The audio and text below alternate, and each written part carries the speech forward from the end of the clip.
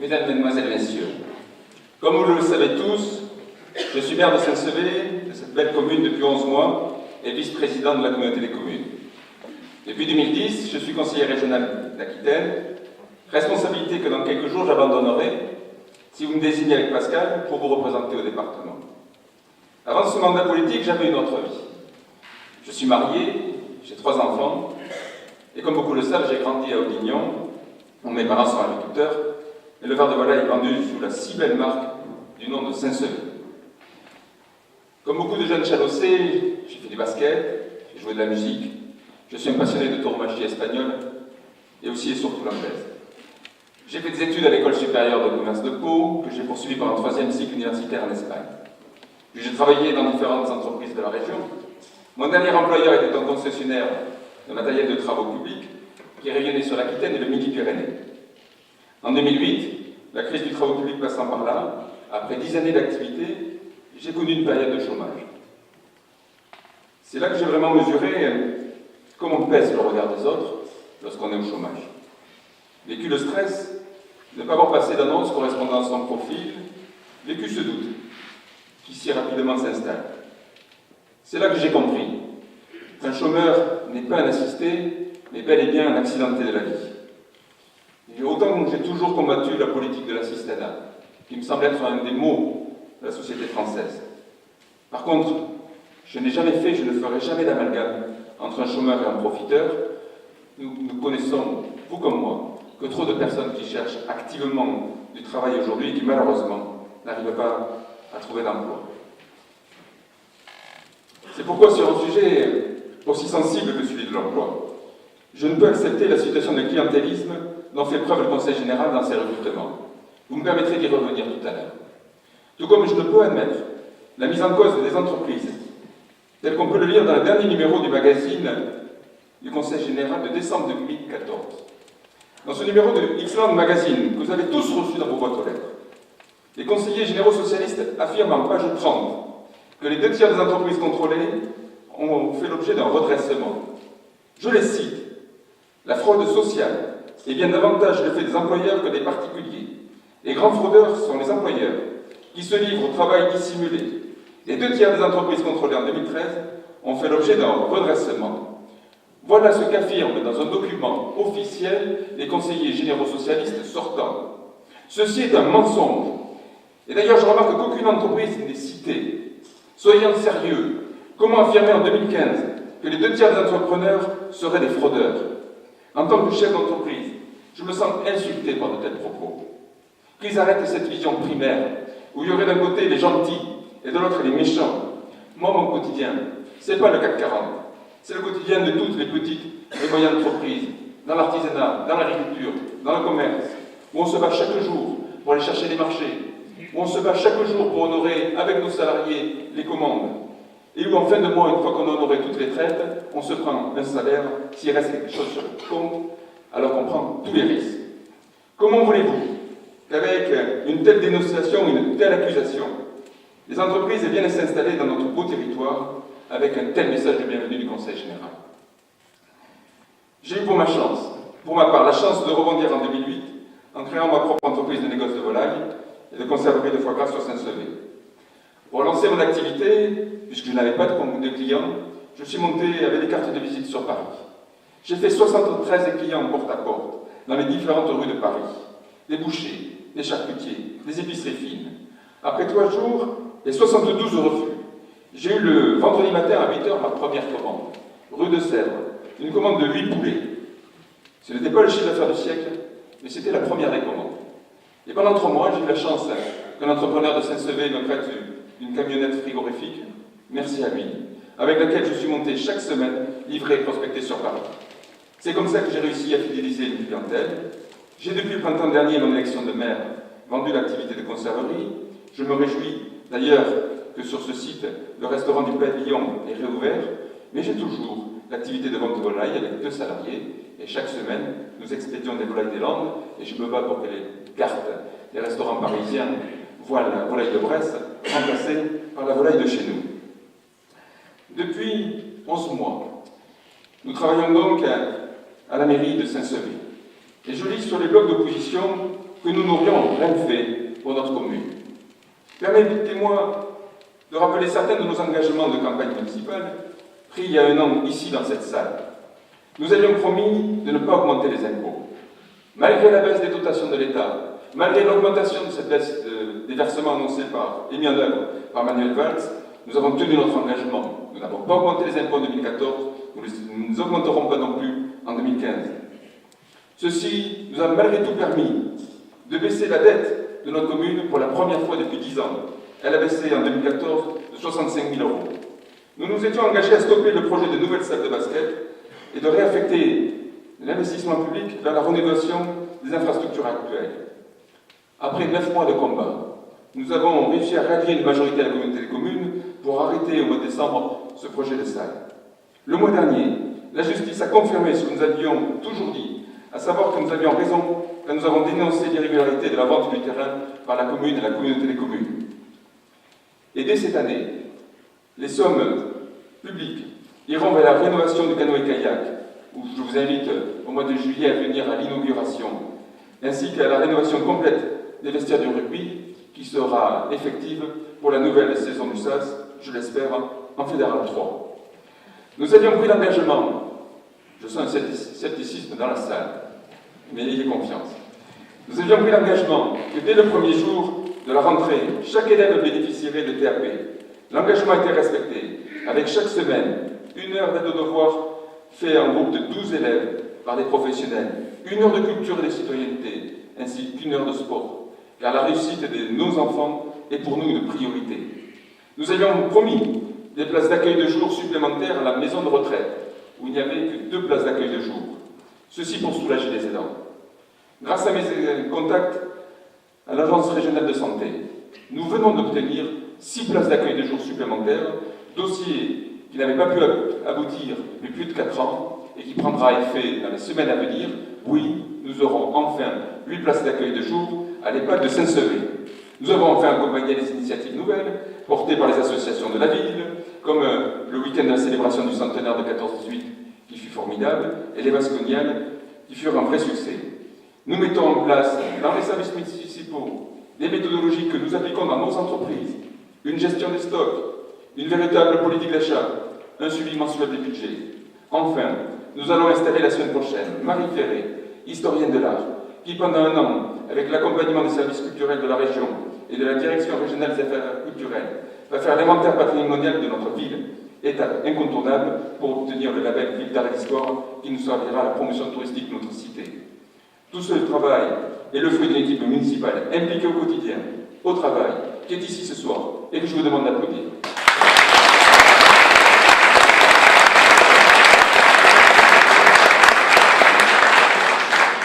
Alors pour quelles raisons je me présente à cette élection? Tout d'abord, car sur toute une série de sujets, notre département perd pied. Le plus manifeste, c'est en matière sociale, et tout particulièrement au sujet des places d'hébergement pour les personnes âgées, telles que vient de l'évoquer Pascal. La seconde raison, c'est qu'il faut mettre fin à un système politique usé et vieillissant, qui au terme de 33 ans de pouvoir sans partage, a sombré dans des politiques de notre temps. Pascal vous a évoqué la différence des taux de subvention versés par le Conseil général entre Saint-Sevé, sous l'ère d'Alpes, et Agenmo. Face à cette mise en cause, Henri Emmanuelli s'est fendu d'un communiqué de presse où il mettait au défi les conseillers généraux d'opposition de démontrer qu'ils n'auraient pas respecté les règlements dans les attributions des subventions. Eh bien, permettez-moi ce soir de vous lire le règlement d'aide à la réalisation d'équipements sportifs à l'usage des collèges du département. Ce document que j'ai entre les mains, qui est l'émanation du Conseil général, est téléchargeable. Vous pourrez aller le consulter. À l'article 5 de ce document, il est écrit « Le montant de l'aide peut être égal à 36% du montant hors taxe des travaux. » Si on lit le règlement d'intervention qui régit les subventions du Conseil général pour la création de toutes les infrastructures dans ce département qui peuvent servir pour les collèges, il est écrit à l'article 5, je vous le redis, le montant de l'aide peut être égal à 36% du montant hors taxe des travaux. Je vais vous le traduire dans le jargon de M. Emmanuelli.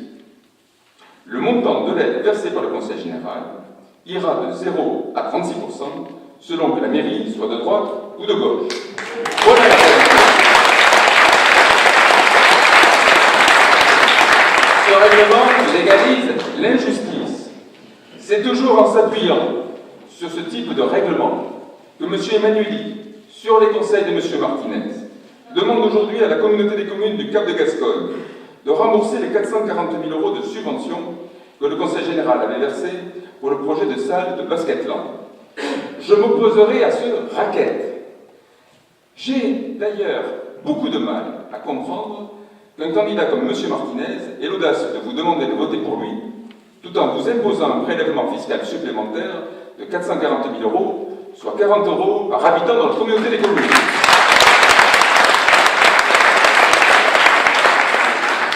Décidément, M. Martinez préfère toujours son parti à son canton.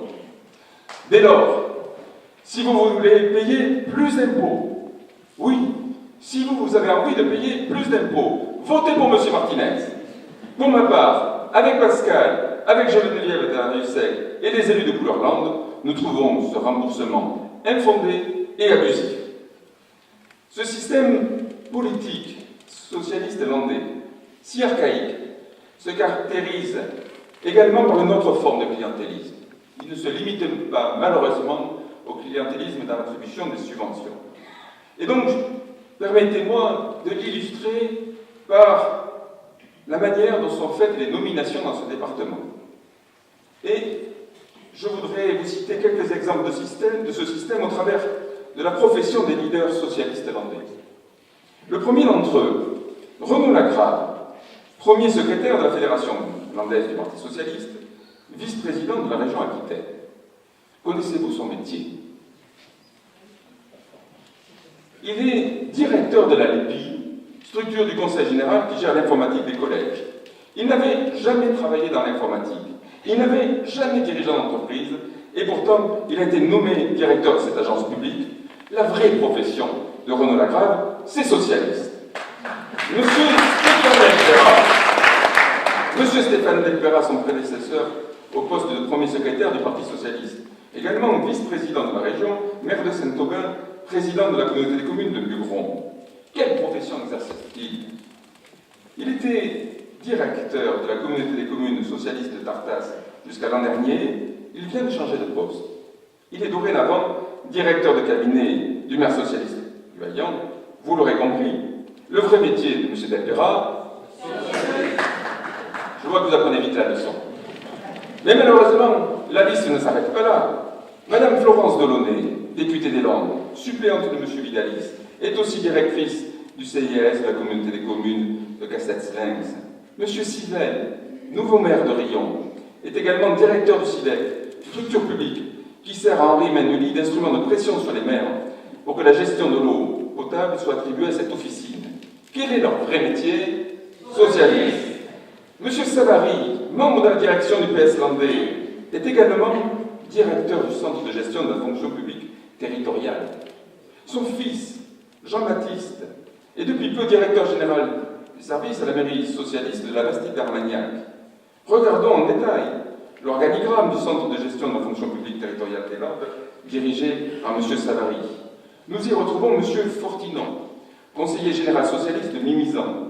Il y est officiellement chargé de mission. Vous l'aurez compris, le vrai métier de toutes ces personnes, c'est socialiste. M. Julien Paris, le responsable du mouvement des jeunes socialistes landais. On pourrait se dire, tiens, la jeunesse, ça doit être différent. Il est élu d'opposition à Saint-Pierre-du-Mont. Quel est son métier? Mais il est quant à lui également chargé de mission, un terme décidément à la mode dans cette liste. Oui, chargé de mission au Conseil général, directement recruté par M. Emmanueli. La vraie profession de Julien Paris, c'est également socialiste. Quant aux deux derniers candidats, ceux de notre canton, je voudrais préciser quel est leur métier au quotidien. Madame Lubin, dont la sœur fut embauchée par Renaud Lagrave à l'Alpi lorsqu'elle a perdu son emploi au meuble Chalossé suite au dépôt de bilan de cette entreprise à Agenmo.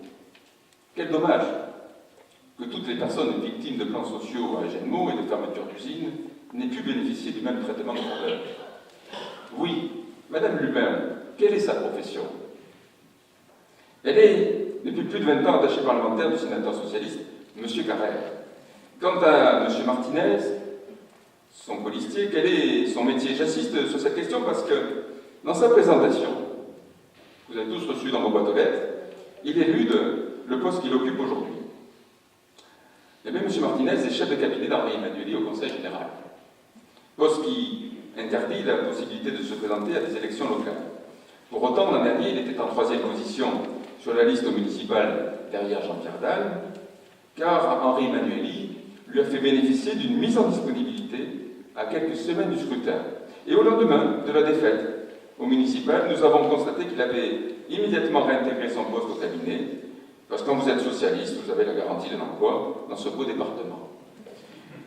Nous venons d'apprendre qu'il venait de changer de profession. Il vient d'être nommé chargé de mission, décidément, à la communauté des communes des Coteaux et Landes de Gascogne. C'est entre Casteljaloux et Marmande. Il y a été recruté par M. Girardi, vice-président socialiste du Conseil général du Lot-et-Garonne. Vous l'aurez compris, leur vrai métier, Madame Lubin et M. Martinez, c'est socialiste. Alors, il semblerait que nos adversaires se plaignent de mes propos, qu'ils y voient des attaques personnelles. Que l'on se comprenne bien. Je ne m'en prends pas aux hommes. Je dénonce avec force un système. Celui qui ne veut pas être identifié à ce système n'a qu'à en sortir. Voilà l'invitation que je leur fais ce soir.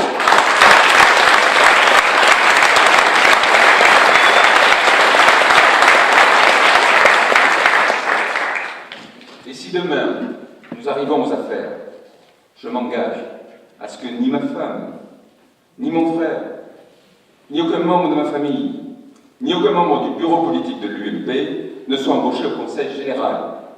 Car on doit recruter les agents de la fonction publique sur leurs compétences et non sur leur carte politique. Voilà l'engagement que je prends ce soir devant vous. Qui sont nos concurrents socialistes sur ce canton? Pascal vous a expliqué l'incapacité de Mme Lubin à obtenir les aides du Conseil général pour sa commune d'Agelmont. Pour ce qui est de M. Martinez, il est conseiller municipal d'opposition à Saint-Sevé. Permettez-moi de vous parler un peu plus de lui. Je voudrais commencer par sa plus grande qualité. Cet homme, fabriqué par le Parti socialiste, s'exprime avec beaucoup d'éloquence. Souvenez-vous, il y a un an, ici même, lors des élections municipales, il vous expliquait qu'en 3 années, l'endettement de notre commune allait être ramené à 0, qu'il suffisait de 3 budgets pour ramener la dette à 0. Il y a toujours la vidéo sur Internet, je vous invite à aller la consulter. 2 mois plus tard, en séance du conseil municipal, où nous lui présentions les conclusions de M. le receveur municipal et de l'audit des comptes, il fut contraint de reconnaître qu'il nous faudrait 11 années pour apurer cette dette laissée par Jean-Pierre Dalle. Cet inspecteur des finances de formation est arrivé dans notre ville comme directeur général des services auprès de Jean-Pierre Dalle, où il a officié de 2002 à 2008. En 6 années, il a multiplié la dette de notre ville par 2. Ceci du fait d'une gestion très personnelle, dont je vais vous donner un exemple parmi d'autres. En 2008, il a fait acheter par notre commune 2 parquets en moins d'un mois d'intervalle pour la salle de la Loubert où joue Basketland. Un premier parquet acheté d'occasion à la mairie d'Andaille, en août pour 30 000 €. Suivi d'un deuxième parquet, acheté neuf, en septembre pour un prix de plus de 57 000 €. Pour quelle raison M. Martinez nous a-t-il fait acheter 2 parquets en moins d'un mois d'intervalle pour la même salle? Pour la simple et bonne raison que lorsque les services techniques ont monté le parquet, il était défectueux, le ballon ne rebondissait pas. Dans mon entreprise, il m'arrive que des fournisseurs se trompent sur la livraison, m'envoient le mauvais produit, ou que dans le transport, il y ait un problème. Il m'est arrivé de recevoir des bocaux cassés parce que le transport s'était mal passé. Dans ces cas-là, j'appelle le fournisseur, je lui demande d'échanger le produit ou de me faire en avoir.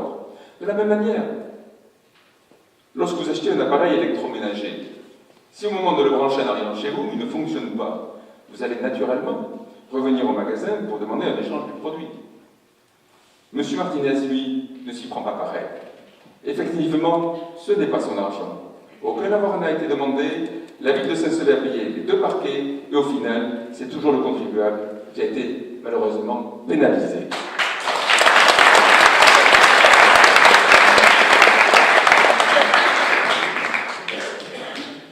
Alors, nous voici déjà le dimanche 29 mars au soir, il est 21h. Le département vient de basculer. Le système Emmanueli vient de tomber.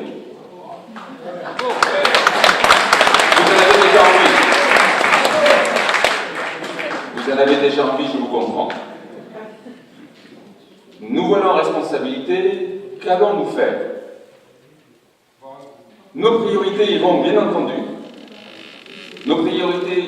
entendu. Au plan de rattrapage des hébergements des personnes âgées. Il n'est pas admissible que nous ayons plus de 100 personnes en liste d'attente à la maison de retraite de Saint-Sever, 70 à la maison de retraite à Genmo, et 100 également à Jaude et à Samadé. C'est ça le bilan de 33 ans de socialisme dans ce département. Nous y mettrons toute notre énergie, un système d'appel d'offres. Si vous avez des questions à la fin de la réunion, nous pourrons vous détailler toutes les propositions qui sont les nôtres et qui sont dans ce programme, qui ne sont ni plus ni moins que d'appliquer ce qui se fait ailleurs et qui malheureusement ne se fait pas dans ce département. Mais si nous sommes en responsabilité dès le mois d'avril, nous ne vous parlerons plus du golf à 45 trous, mais par contre, nous boucherons tous les nids de poules sur nos routes départementales, notamment celles de 3e et de 4e catégorie.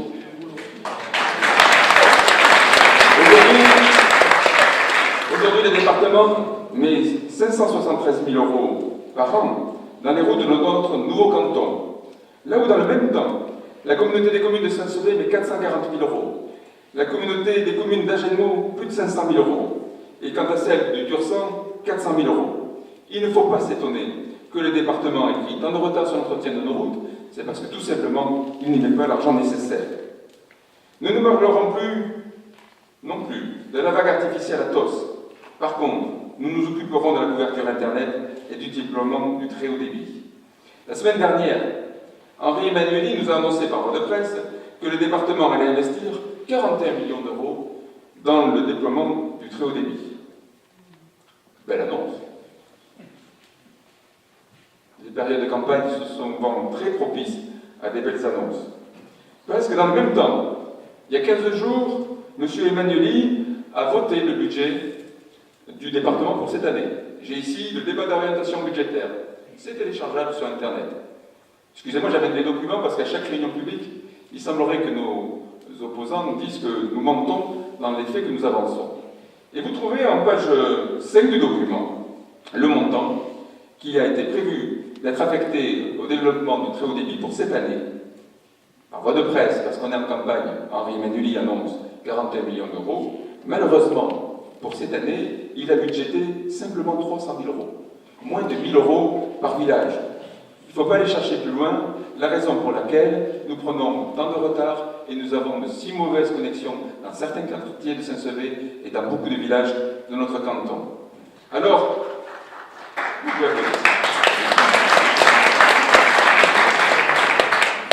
le déploiement du très haut débit a été confié au SILEC.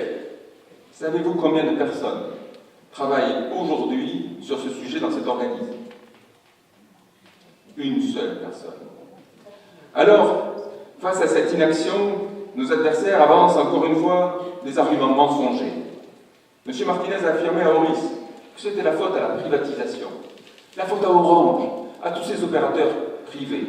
Ceci est totalement faux. Le législateur a prévu un dispositif où dans les territoires où la densité de population est insuffisante et où les opérateurs ne financent pas eux-mêmes les infrastructures, comme Orange est en train de le faire aujourd'hui sur l'agglomération du Marsan, et bien dans ces territoires-là, la force publique peut se substituer aux opérateurs privés en construisant eux-mêmes les réseaux.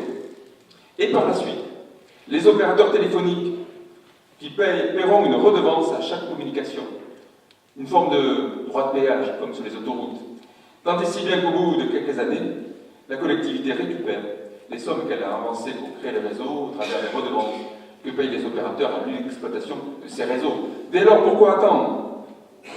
Notre projet est simple. Arrêtons de s'occuper des projets pharaoniques, tels que cette vague artificielle ou le golfe Athos, et réorientons les investissements du département vers les biens et services qui servent au quotidien à l'ensemble des habitants, les routes, le développement du haut débit, les places d'hébergement pour les personnes âgées. Ma vision du développement économique, c'est que si le golfe Athos a une vraie perspective de clientèle, si c'est un projet rentable, il y aura forcément des investisseurs privés pour le faire. Lorsque vous arrivez en Vendée, au Puy du Fou, vous avez un grand panneau qui vous indique « Nous n'avons jamais reçu un euro de financement public ». Les investissements dans le domaine marchand doivent être faits par les opérateurs privés. Si les opérateurs privés ne le font pas, c'est que ces projets ne sont pas rentables et qu'il y a donc un loup caché et des pertes à venir. Que l'argent public, qui est de plus en plus rare, aille aux priorités des services pour la population. Nous les mettrons sur les maisons de retraite, les routes et le haut débit, et fini tous ces projets pharaoniques.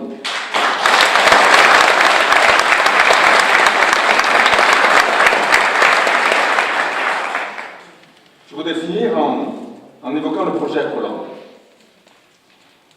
Je vous dirai tout de suite que ce projet me semble un très beau projet. C'est d'ailleurs un sujet sur lequel j'ai envie de travailler. En 2008, d'ailleurs, lors des précédentes élections municipales et cantonales, j'avais porté une proposition un peu similaire que j'envisageais à l'époque de déployer sur la zone industrielle de Perret et que j'appelais Agropole. Je vous invite à retrouver les documents de campagne de l'époque. Plusieurs entrepreneurs saint-severins ont repris quelques années plus tard cette idée et je m'en réjouis. Ils sont allés voir Jean-Pierre Dalme il y a 2-3 ans pour lui porter ce projet. Mais aujourd'hui, où est-ce qu'on en est exactement? Il y a un an, messieurs Dalme et Martinez nous parlaient déjà de ce projet. Or, qu'est-ce qui a avancé depuis un an? Nous n'avons toujours pas un responsable recruté par le Conseil général pour s'occuper de ce sujet. Nous n'avons toujours pas une seule entreprise qui a affirmé la volonté de s'installer avec un projet concret sur cette nouvelle zone. La vérité m'oblige à vous dire qu'aujourd'hui, Agroland, c'est un slogan de campagne, c'est de la poudre de perlimpinpin.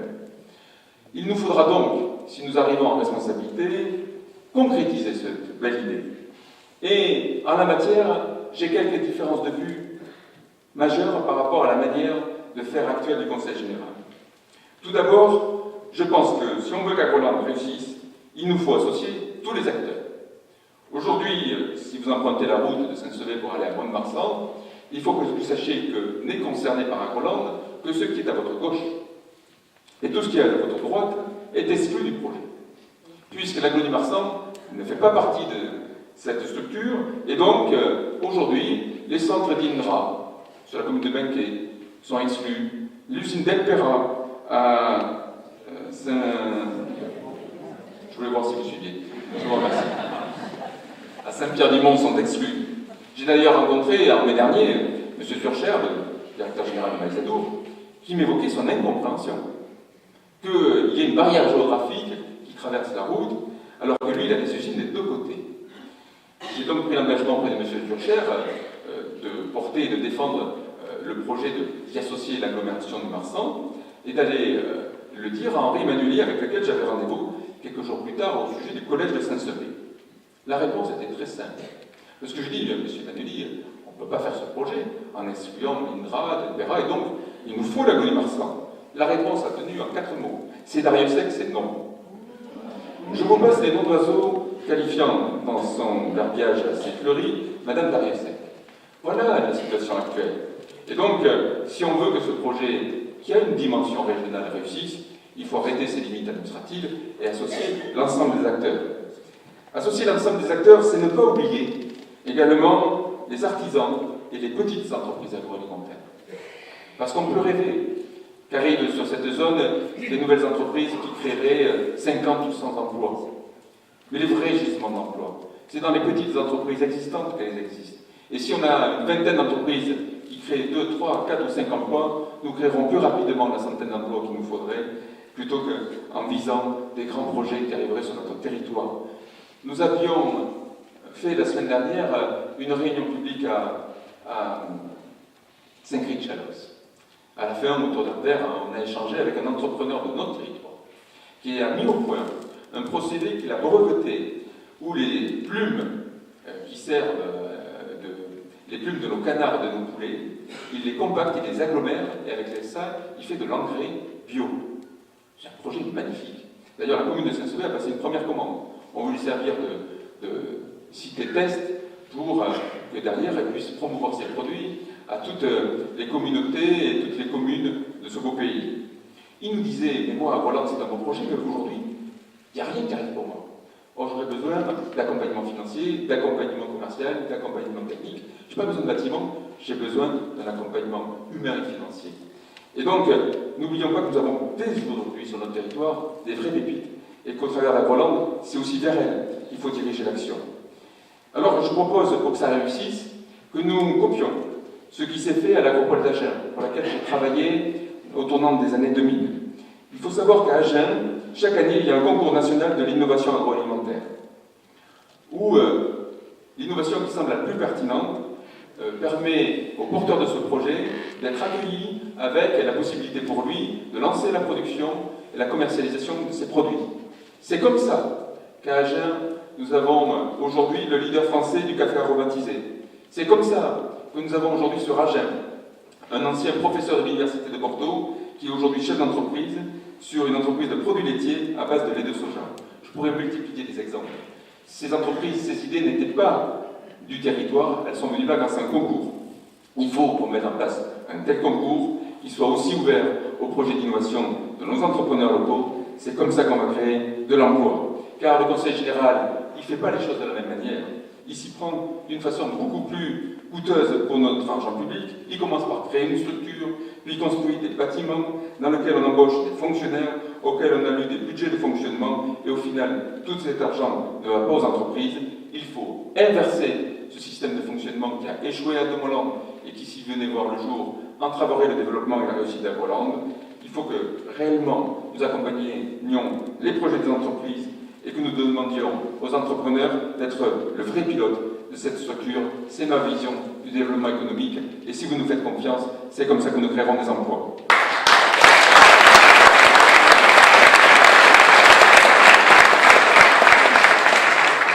Alors, on nous prédit pour cette élection, c'est-à-dire pendant 4-5 jours, une abstention à plus de 50% et un vote pour les extrêmes à plus de 30%. Qui sont ces gens qui votent pour les extrêmes? Seraient-ils des excités, des fascistes, des anarchistes? Non. Bien sûr que non. Rien de cela. Ce ne sont ni plus ni moins que des citoyens qui ne se sentent plus entendus. Des citoyens qui ont été abusés par le comportement de certains politiques et la succession des affaires et des scandales. Ces électeurs ont été trompés, et on peut les comprendre. Ils n'y croient plus. Ces électeurs en ont assez des donneurs de leçons, des marchands de promesses, et des politiques qui pensent à se servir avant de servir. Moi, je veux faire de la politique autrement.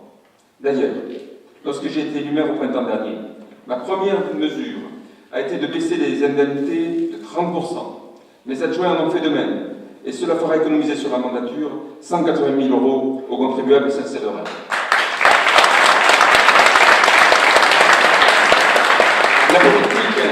La politique autrement, c'est aussi conserver un métier à côté de son mandat, afin de ne pas être coupé des réalités. Et comme vous le savez, j'ai conservé mon entreprise de négoce de volaille. Enfin, les Français veulent des vraies réformes. Cela ne peut être fait que par des élus courageux. Cette réforme des départementales, qui consiste à réduire de moitié le nombre des cantons et à faire élire 2 conseillers au lieu d'1 par canton, pensez-vous qu'elle va générer des économies? Aucune. Bien au contraire, il y aura même une centaine d'élus supplémentaires au niveau national. À l'inverse, à Saint-Sever, j'ai décidé avec mon équipe de couper l'éclairage public dans les quartiers de 23h à 6h du matin. Cela nous fera économiser 15 000 € en 2015. Je n'ai pas hésité à mettre en place cette mesure impopulaire dès le mois de février, malgré que nous soyons en campagne électorale. Les Français en ont assez des calculs de politique politicienne. Il faut réformer ce pays, il nous faut réformer ce département. J'appelle tous ceux qui sont fatigués du système, des embauches à la carte politique, des dépenses inconsidérées comme la vague artificielle de Saint-Jean-de-Marennes, a exprimé leur ras-le-bol lors de cette élection en sanctionnant le pouvoir en place. Mais ne nous trompons pas. Il ne s'agit pas d'une élection présidentielle, où par nature, au premier tour, les électeurs peuvent se disperser. La réforme des cantonales, telle qu'elle a été pensée, ne laisse aucune place au tour de chauffe. Il n'y a que 3 candidats. Dès lors, si vous voulez sanctionner le système Emmanueli, c'est dès ce dimanche que vous pourrez le faire en votant pour les candidats de couleur blanche. Car la victoire, elle se joue ici, à Saint-Sevé, dans ce canton fief de gauche. Et je ne voudrais pas qu'au soir du premier ou du deuxième tour, il nous manque 2 voix pour faire basculer ce canton et donc faire basculer ce département. Quel dommage si nous étions à 21h à recompter et qu'il manque 2 voix. Quel dommage si ces voix, ça serait la vôtre, celle de votre époux, de votre épouse, celle de votre voisin, celle de votre maman qui n'est pas allée se déplacer voter, celle de votre enfant qui n'avait pas fait de procuration alors qu'il n'est pas là. Bref, j'appelle au soulèvement, j'appelle à la mobilisation pour qu'enfin nous donnions des vraies couleurs Hollande, la couleur qu'elle aurait dû toujours avoir, celle de l'espoir et de l'avenir, celle de la jeunesse, de la responsabilité. Bref, vive la France, vive la République, vive Saint-Sevé et vive les Hollande.